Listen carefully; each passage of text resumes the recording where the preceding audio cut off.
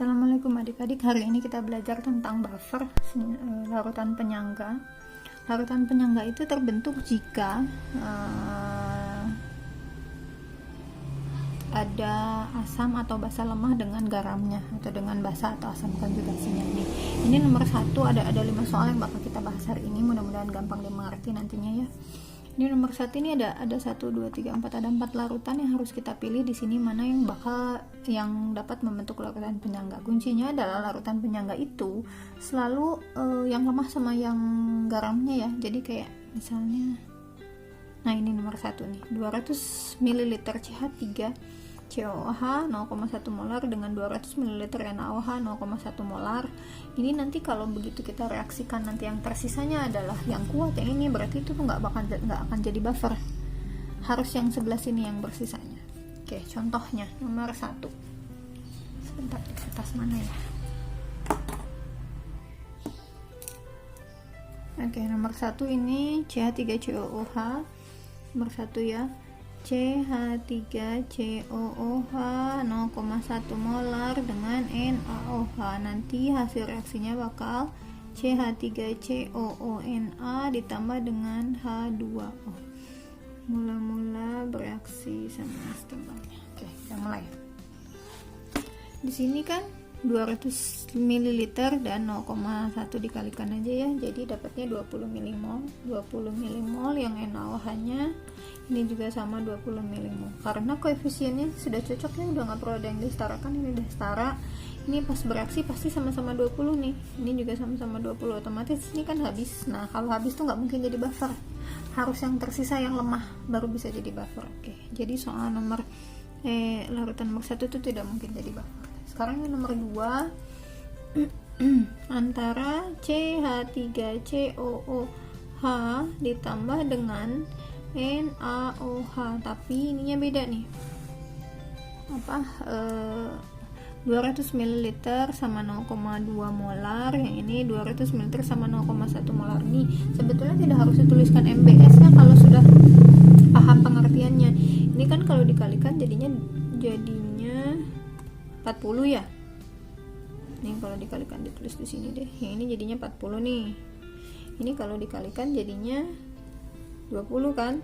Nanti begitu direaksikan pasti yang habis yang sebelah sini kan, yang si ini. Nah, maka nanti yang sisa kan adalah yang lemah. Nah, ini jadi buffer nih. Karena yang sisa yang lemah. Yang nomor 3, kalau ternyata yang sisanya adalah yang ini, berarti itu juga bisa menjadi buffer ya. NH4OH ditambah dengan HCl. Oke, kita reaksikan ini. Kalau direaksikan ini sudah setara nih, bisa langsung ditebak nih. Ini 20, yang ini 20, berarti sama-sama habis dong ujungnya. Kalau sama-sama habis berarti itu tidak mungkin jadi buffer.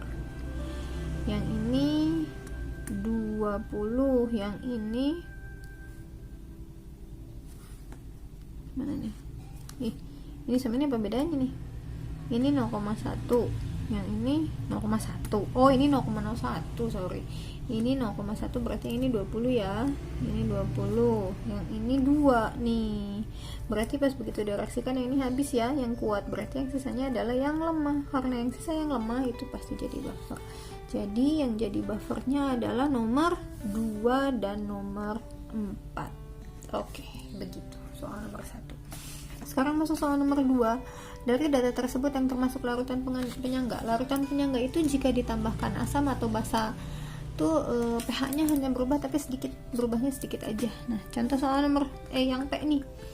Kalau ditambah dengan ini kan pH awalnya segini, ditambah air segini, tambah basa segini, ditambah garam, langsung melonjak jadi 1. Berarti ini tidak mungkin buffer. Buffer tuh bakal berubahnya sedikit-sedikit. Yang Q, ini 5. Tambahin air 5,8, tambahin basa 5,4, tambahin sedikit asam itu 4,7. Ini mungkin karena dia berubahnya sedikit di sini. Ini tetap stabil, tapi kita cek dulu yang lain. R ini asalnya 6,4, ini 8, ini terlalu tinggi ini. Pasti tambahin basa, jadi ini tidak mungkin. Buffer itu hanya bergerak sedikit-sedikit aja. Ini S asalnya 8, ini 7, 8, 7. Ini sama ini terlalu kenceng ya, jadi kayaknya enggak deh. Yang ini yang T 9, 7, 11. Wah, ini terlalu bervariasi ya. Ini air jadi 7. Ini enggak. Berarti jawabannya ada di yang Q. Nomor 3, asam formiat yang dikeluarkan oleh semut. Ini asam formiat ya. Nih. Merupakan asam lemah dengan Ka segini. Larutan ini direaksikan dengan NaOH. Oke, kita cek ya. Kalau ternyata memang pas begitu di sisanya, yang sisa adalah si asam formiat ini, maka dia bisa jadi buffer. Tapi kalau yang sisanya adalah yang kuat, berarti itu tidak mungkin jadi buffer. Kita reaksikan dulu. HCOOH ditambah dengan NaOH menghasilkan HCOONA ditambah dengan H2O. Oke. Mula-mula bereaksi di sini sisanya atau setimbang. Oke. Ini tadi mula-mulanya adalah 200 ml dengan 0,1 ya, berarti 10. Yang ini 50 ml dengan 0,2. Kita kalikan dulu deh. 50 dengan 0,2. 50 dengan 0,2 10. Kok sama? Harusnya beda nih. 200. Oke, salah. 200 ml sama 0,120 ya mestinya. Sorry, 20. Oke. Nah, pas begitu bereaksi otomatis yang ini ya, yang kecil kan yang pasti habis. Ini 10, berarti yang sebelah sini 10, ini 10, yang ini 10.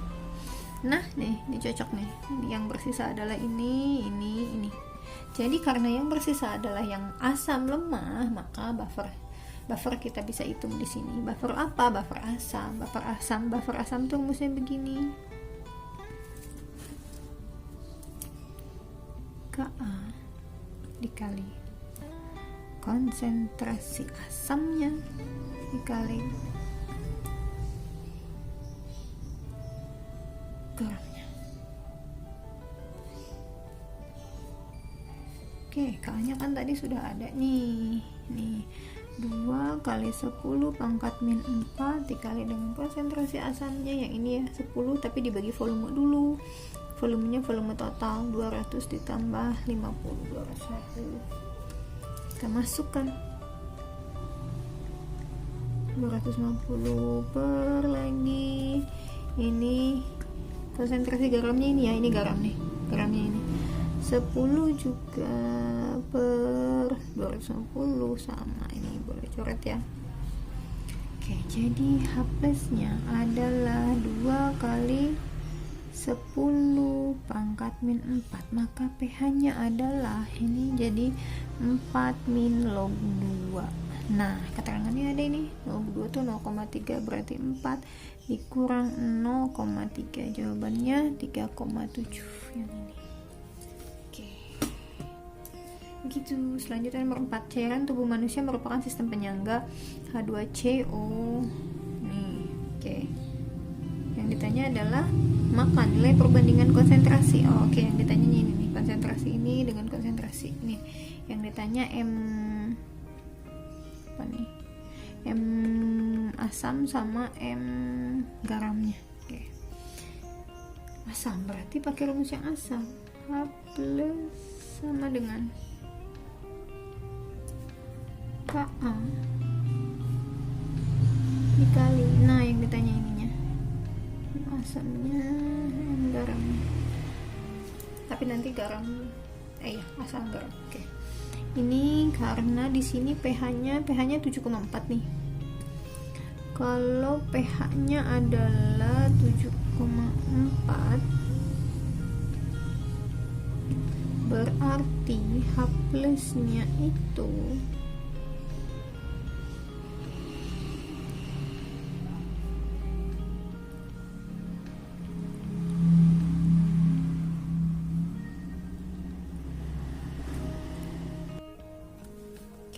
berarti karena tadi pH-nya 7,4 maka yang ini jadinya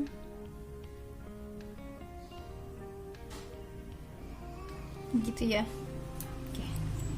Kita masuk sini berarti 10 pangkat min 7,4 sama dengan K-nya ini 4,5 kali 10 pangkat min 7. Ini yang ditanyain nantinya.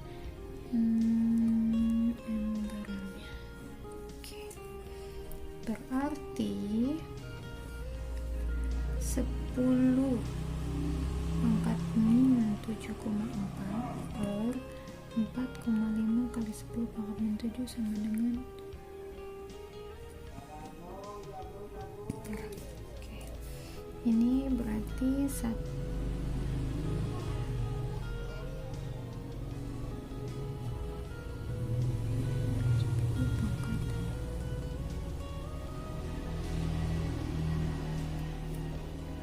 berapa nih?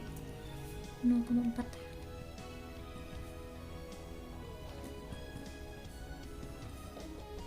Sini ya, lanjut ya.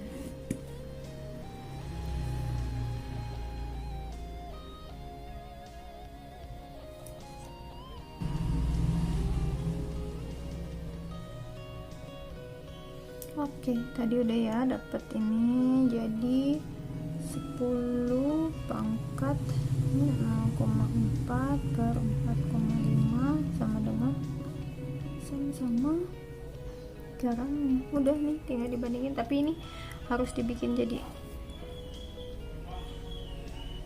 ini diberesin. Kalau pakai kalkulator sih bisa nih, cuman berhubung kalkulator ada di handphone nih jadi agak tidak bisa dipakai ya, tinggal dihitung lah ya sendiri tuh nih pilihannya ini, tinggal beresin sedikit pakai kalkulator beres. Begitu hitungannya sih, sudah. Oke, besok kita coba lanjutin lagi ya tentang buffer ya, buffer biar lancar. Mohon maaf nih hari ini nggak begitu on karena badannya lagi nggak bagus nih. Terima kasih adik-adik, mudah-mudahan agak dimengerti. Kalau ada yang ditanyakan silahkan tanyakan langsung ya. Assalamualaikum warahmatullahi wabarakatuh.